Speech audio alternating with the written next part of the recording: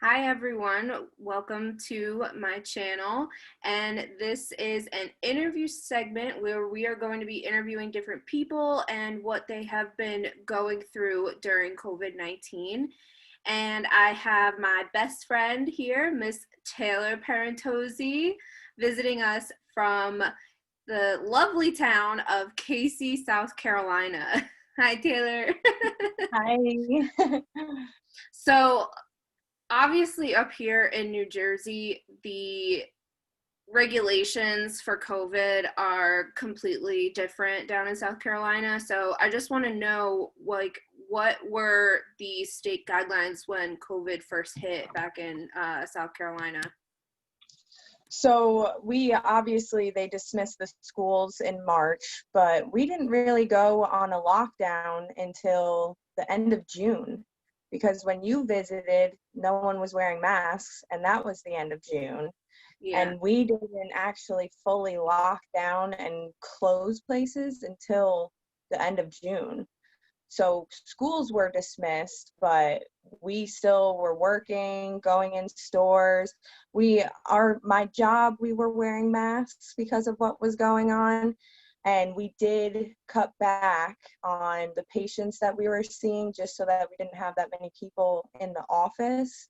But the town, everything was still open until the end of June. So you like weren't quarantining really at all?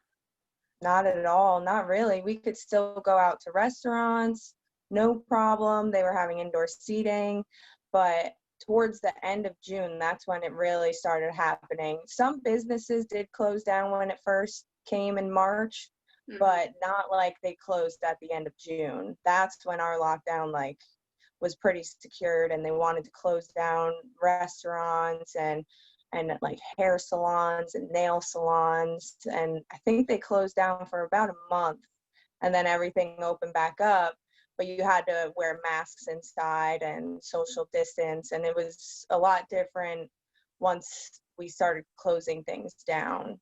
Everybody was more quarantining themselves. Wow. That's crazy. That's completely different than what was going on up here. Like we had to go home like right in the beginning of March. Like that's when everything just started popping off and it just the whole dynamic of society changed up here right in March. So did the state mandate that went on, did it prevent to prevent the spread of COVID, did it affect you or anyone around you in terms of visiting from a different state? Because I know that South Carolina is one of the travel ban states up here in New Jersey, and also with like your job or your boyfriend's job. So when it started happening in March, Josh actually lost his job from COVID because he was one of the last ones hired. So he was one of the first ones let go.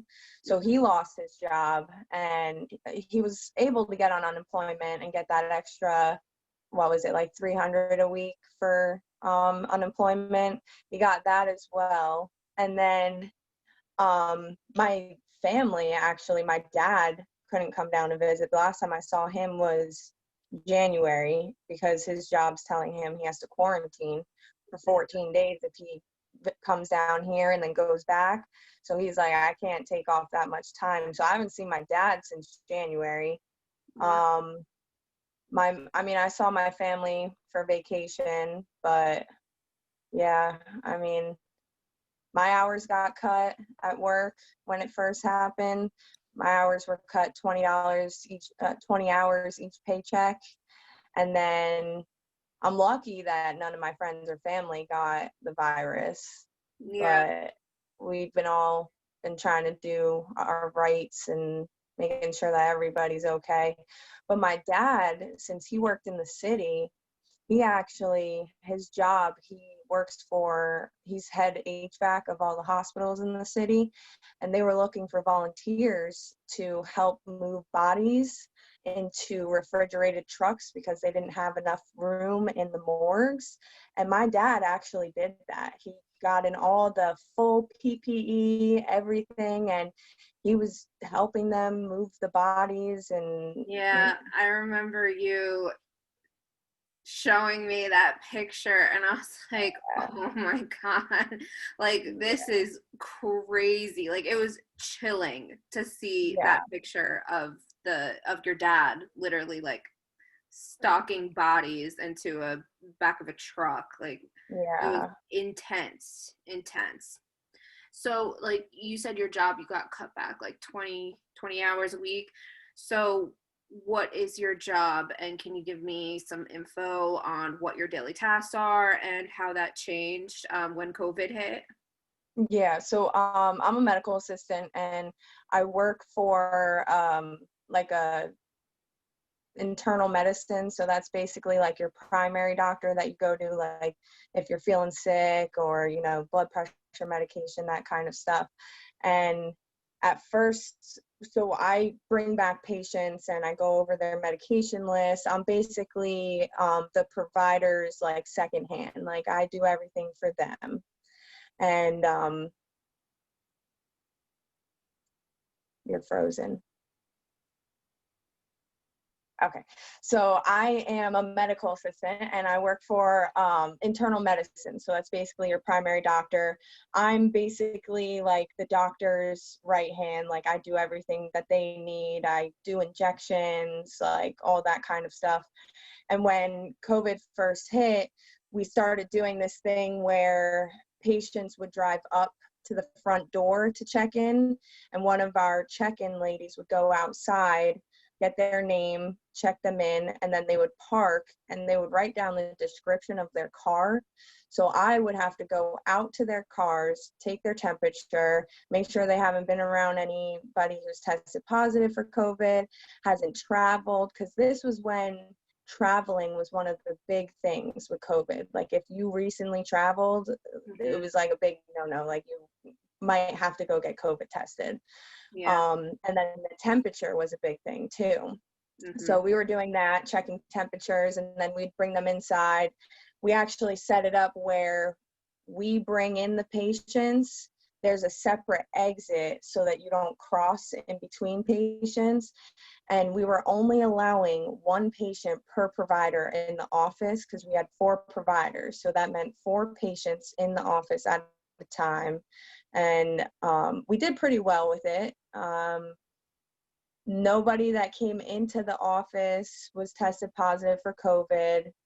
And then, you know, things started lightening up. So we started bringing in more patients at a time, but everybody had to wear a mask. We were doing temperature checks all the time. My phones, I do my own phone calls. So I have a little voicemail, and my phone was off the chart when COVID first hit because, you know, patients are asking a million questions about it. They don't know what's going on. They don't know if they need to be tested. So it was a lot of extra work. And, you know, when it first came out, we didn't know that much. Like, Yeah. we were like, honestly, go to the CDC website because we don't know much. We're still waiting to hear on our side what to do. Yeah, yeah, and trying to do all of that, and you have extra steps that you need to take just to get 4 people in the office, and you're doing that while only working 20 hours a week. Yeah. So that must be pretty crazy to try to manage. Yeah.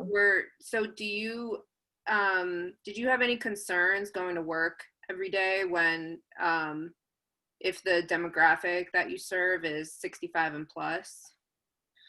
Um, at first, no, because we were doing like a lot of the patients that were older, we were doing video or telephone visits for them because we Okay. didn't want to bring them in.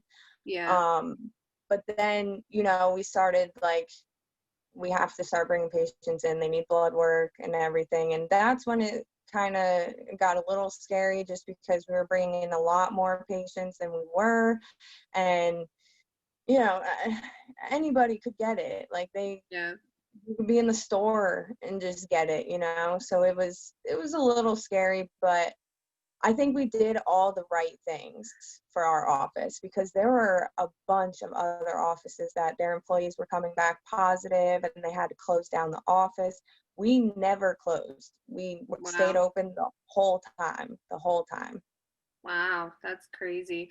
Well, that's good because obviously the it's so easily spread, and you told me how people are just generally not, they don't have good practicing of regular hygiene of washing hands, and when you Yeah. take their temperature they'll just like cough in your face pretty much. So Yeah.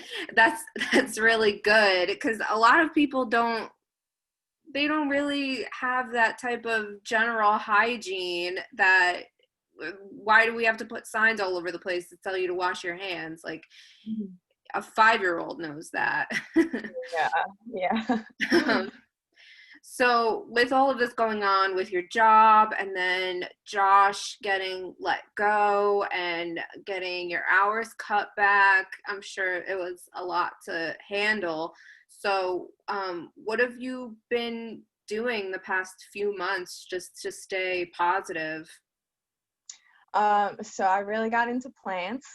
I've probably come up with like 20 plants the past couple of months, and they're all indoor, so every day I just stare at them. But I really think it's helped me a lot, just because it gives me something to do, and especially on the weekends, like I can repot them if they're growing too much. And Mhm. Josh and I also started, going on walks and hikes on the weekends, because I work during the week. I don't really do much during the week after work, but on the weekends is where we try to go out and walk a little bit and just try to do normal things. But Yeah. it's not the same. Yeah, I hear you. I hear you. And especially with this second wave that everybody's been talking about, do you think that like you would be more prepared now to handle it since like you've already been through it? I think what's going to be really hard this time is that it's flu season. Yeah. So a lot of the symptoms are kind of the same, and it's going to be really hard to tell apart what's what. And every patient that calls, if it even sounds like a sinus infection or congestion, we send them to get tested first, because we're not, we don't want to bring that into our office. And tests are coming back within a day now. So we're Wow. getting those results, and if they're negative, we bring them in the next day. For But I COVID think it's, testing? yeah, Okay. yeah. I think it's going to be really hard because it's flu season. We already had a patient come back with flu Yeah. already, and it's only the end of October. Yeah. Our drive up testing site, we have a drive through testing site for Prisma, and they are actually bringing in flu swabs too, so we can send a patient there to get both COVID and flu.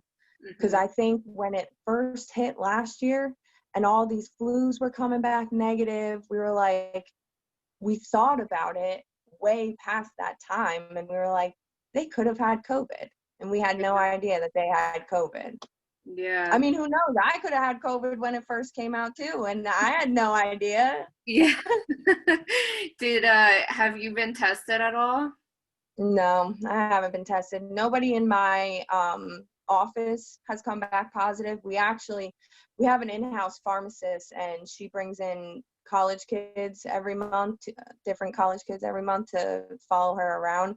And they actually came back positive for COVID this week. So our pharmacist had to go get tested, and she came back negative. If she came back positive, we all probably would have had to be tested. Yeah, and probably quarantined too. Yeah. Which, Yeah, and that would if shut you down have to our office. quarantine, would you get paid? No, No. Or I'd have to use my own time. your own vacation time. Hmm, Hmm. interesting. Yeah. So you say that you like started a hobby with plants and doing that, and then going outside, going on hikes and all that stuff. What would you recommend to people who have just been dealing with this pandemic and have been feeling anxious, slightly depressed, and stressed for this whole time? I would just let them know that everyone's feeling it and that they're not alone. And mental health is a big thing, especially right now with all of this going on. It's a big thing. It's okay to have depression, anxiety, stress about this because everyone does. It's okay to talk to people, doctors, therapists, friends, family. I would just tell them, you're not alone. And if you need help, just reach out to anyone that you want to. And hopefully they understand. But everyone's going through it right now. So Yeah, everyone understands. And, everyone might need help sometimes. So you're not yeah. alone. That's really great that you mentioned that. Thank you so much. Yeah, of course. All right. Well, thank you, Taylor, for being here. My first And interview ever. thanks for having me. Thank you. Bye bye. Bye.